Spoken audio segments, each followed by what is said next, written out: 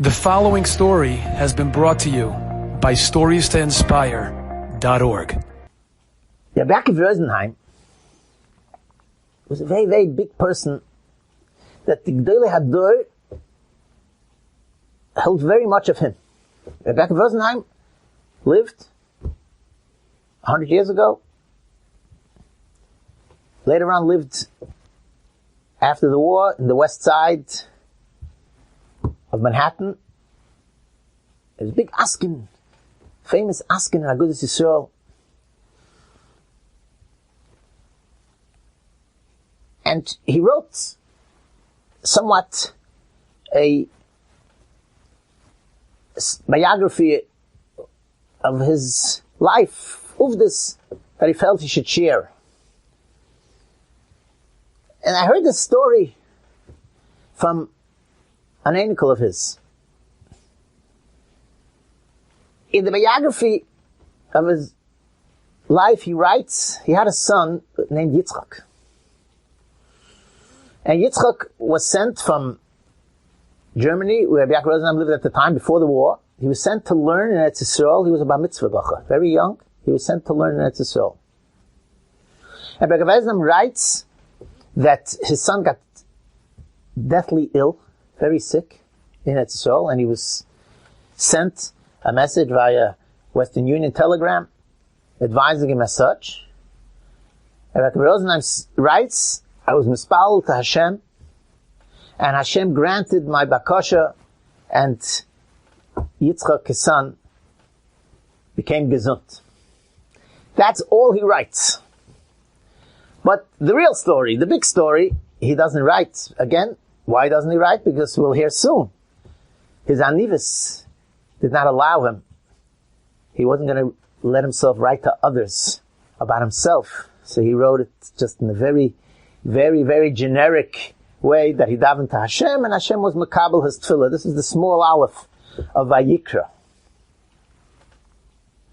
And the story goes as follows. His son got sick, and he got the message via telegram that his son is, Rahman al-Islam, deathly ill. Rabbi proceeded, he went into the shul, where he lived in Germany. He opened up the Aron Kodesh, and he poured his heart out to the Rabbi Shalom, requesting the Rabbi Shalom grant his son Yitzchak a full shalom. He came home, and he said the following words. Again, I heard this from a grandson, Wolf Schlesinger, who lived in New York. He told me personally the story from his grandfather. He came home, and the family, that was the Messiah that he got, that Rabbi Rotenberg came home and said, Ich hab gepeilt 30 Jahre für Yitzchak. He said, in translation, I was peil, I accomplished another 30 years for my son, for our son Yitzchak. I knew the words. He peiled, he knew his tefillah was mikubal, and not just that he knew it was mikubal, he knew for how long? For 30 years. From the Iran. That's what he said. This is phase one of the story. As we say in English, fast forward ahead. After the war, he moved, as we said, to the west side of Manhattan. And he was oisik weiter, besides his gewaldige learning, he finished 17 times Shas in his lifetime. And it was a great mensch. He was oisik also an askonis for the tzibur, a good, very, very, very big koyach, tremendous koyach. He was the nasi, he was whatever, he was phenomenal. And a lot of things had to be written and taken care of. So he had a secretary. His secretary was a Yid who lived in Williamsburg, Rabbi Meir Shenkalevsky. Rabbi Meir Shenkalevsky used to travel on the train from Williamsburg to the west side, worked for whatever Rabbi Yaakov Rotenberg asked him to do, and he went home. That was his. One day, and this is a fast forward. One day, Rabbi Meir Shenkalevsky gets a phone call from Rabbi Yaakov Rotenberg. He should please come over to him. come over to the west side, which obviously, right away, he proceeded to do. And came, and he walked in. He didn't have to knock on the door. He walked in, and he sits down. To Rabbi Yaakov Rotenberg, he wouldn't ask Rabbi Yaakov Rotenberg, what am I needed for? Rabbi Yaakov Rotenberg called him, so obviously Rabbi Yaakov Rotenberg will tell him what he wants from him. But Rabbi Yaakov Rotenberg sat there, quietly, for 45 minutes, and he didn't say a word. And this Meir Shenkalevsky was puzzled. I was called to come here, and not a word is spoken, not a request for anything. Why was I called to come? But Nurev the Acheret said back to Rosenheim, he wouldn't dare ask, what am I here for?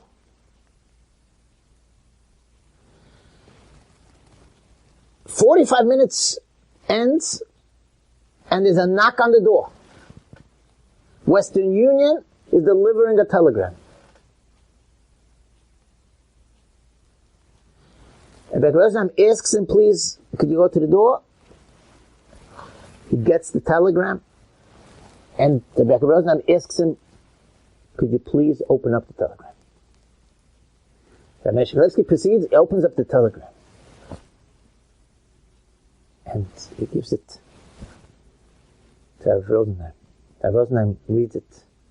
The telegram said a terrible pseudo that his son, Yitzchak, who was living at the time in Eretz Yisrael, left the world. That's what the telegram said. Rabbi Rosenheim, obviously with the pseudo, did what he had to. And then he starts speaking to Meir Shenkalevsky, and he says as follows.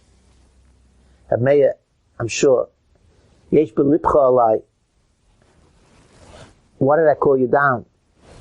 Every time I called you, there was a reason to take care of things, to write things, to send letters, to whatever, to do what I had to do with my askonas b'tzorchei tzibur.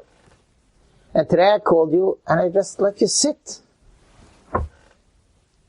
He says to him, let me explain it to you. You shouldn't have any kindness to me. Today is 30 years to the day from when I stood at the Aron Kodesh beseeching Hashem, Mischanein, to the Rabbi Shalom, please give a Yerushalayim to Yitzchak. And since today is 30 years to the day, I knew today is the day that Yitzchak will leave the world. Again, he said then, Rabbi Yaakov Rosenheim, that he pearled us 30 years. He accomplished 30 years. So now, this is phase 2. Today was exactly 30 years. So I knew today is going to come the Psura. I didn't want to be alone when the Psura will come. I didn't want to be alone. This is Besides, obviously, the godless of Rabbi Yaakov Rosenberg, that he knew demos, that's Niskabat Philosophy, and furthermore, he knew for how long Niskabat 30 years. 30 years later, he knows that this is it. And he was awaiting a pseudo, and he didn't want to be alone. Yet, in his life story, what did he write? I got a pseudo that Yitzchak is deathly ill. I davened to Hashem, and Hashem was makabel tefillah. As generic, as anivistic that a person could write about such a neidic story, where obviously it was much a greater story and a whole different story. 30 years, he said, and 30 years, whatever, forward. The small aleph of Vayikra, a story and the parasha. Thank you. Enjoyed this story? Come again. Bring a friend. StoriesToInspire.org